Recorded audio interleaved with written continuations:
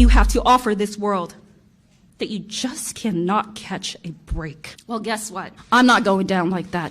We're not going down like that. All right, let's get into it. The story of Sheng Thao, Oakland's first recalled mayor in a century. Another highly watched race does appear to be final. Oakland Mayor Sheng Thao bowed out late last night after 2 years in office. Oakland Mayor Sheng Thao is accepting a recall is imminent, marking the first time in Oakland's history a mayor has been removed from office early. Now, we've been talking about her and other mayors for the longest on this channel. And for the first time, talking about mayors that have been indicted by the feds, this is the first one that has been officially kicked out of their duty. So we're going to talk about the difference between the recall here in Oakland compared to that recall with our super mayor, Tiffany Hayard, in just a bit. But in this situation, this is just a story of skyrocketing crime, financial chaos, and a leadership vacuum that threw a once hopeful city into a crisis. Now, Oakland hasn't been great for a while, but at the same time, she did not help the situation. If you've been following our channel, this won't come as a shock. We've been covering the mess in Oakland for a while now, but Thao's fall isn't just a scandal. It's a cautionary tale of what happens when a leader loses control.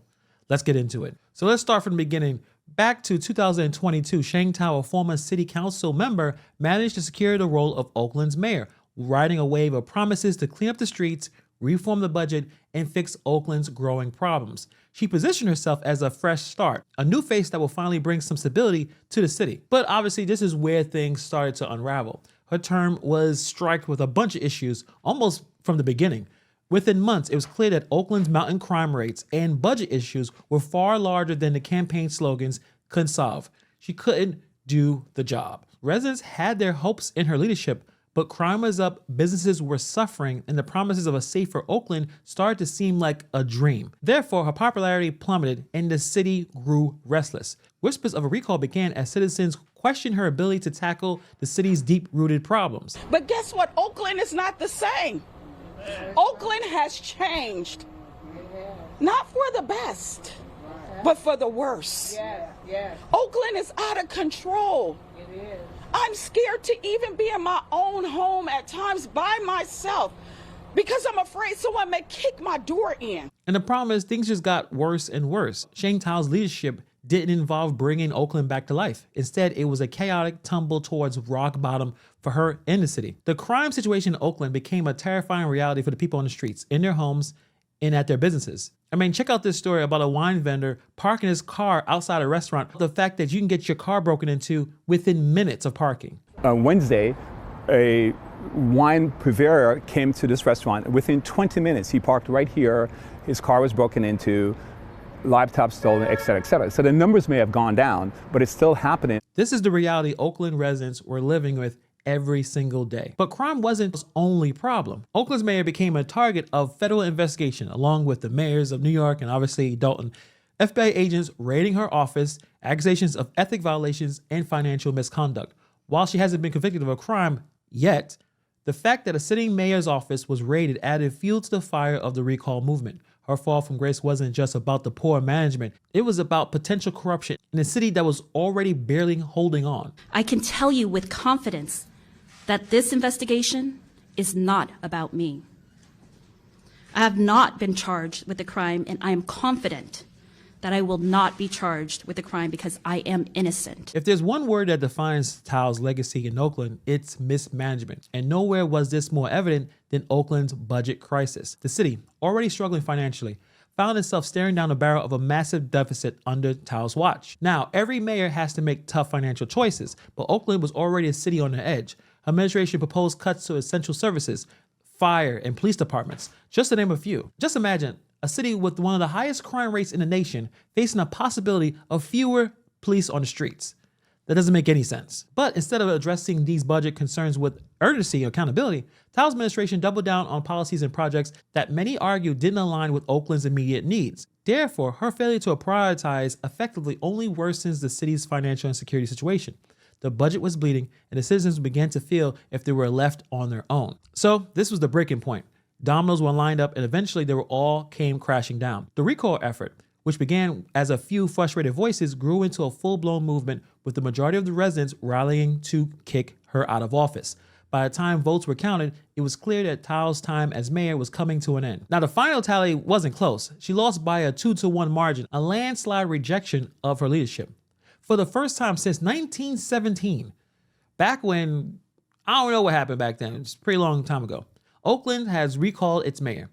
Thao acknowledged the defeat, as you see right here from her X post, announcing that she'll work towards a smooth transition to the next mayor, carefully worded exit that didn't reflect the magnitude of her administration's collapse. Now, before we talk about the difference between Oakland's recall and Dalton's, let's talk about Oakland's potential power vacuum. As Thao steps down, the council president is expected to take the reins as an interim mayor. But here's where things get messy. This person, the council president, boss, is also running for another office, meaning that she may not be around for too long. Oakland can end up with an interim mayor who doesn't even intend to stick around, leaving residents in an uncomfortable limbo. For a city that is embattled as Oakland, uncertainty is at the top of the last thing it needs right now. The fallout from Sheng Thao's time in office isn't just political, it's deeply personal for the people in Oakland. The city crime rates have left residents feeling vulnerable in their own neighborhoods.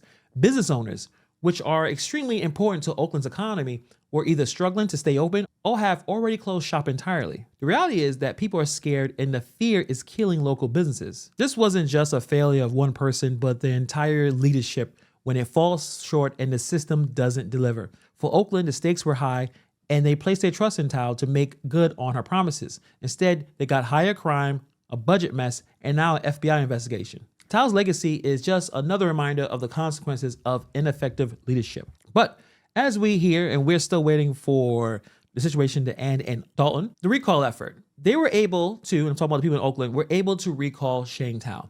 And a lot of people send tons of messages on my channel and other content creators who talk about Tiffany Hayard. Why hasn't she been recalled? And we have talked about this many times before, but if it's the first time that you've checked out this channel or the first time you hear me talk about it, let me explain the difference between what happened in Oakland and what happened in Dalton. People tried to recall Mayor Tiffany Hayard because they weren't happy how she was running things. But here's the problem. The village didn't have a set rule that allowed the mayors to be recalled.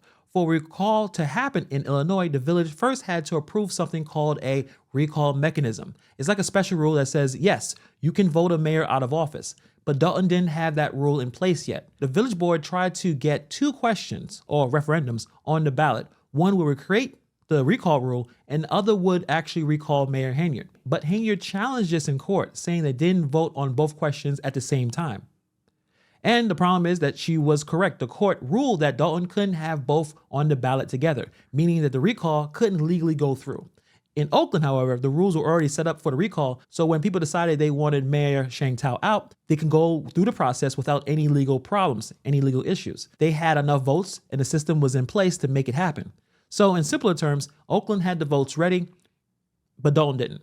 That's why the recall worked in Oakland and hit a wall in Dalton. But they're going to be able to vote in February for their new mayor and obviously the supervisor for the township. So we'll see what happens. But what do you guys think about the situation with Sheng Thao? It seems like the will of the people work faster than the federal government.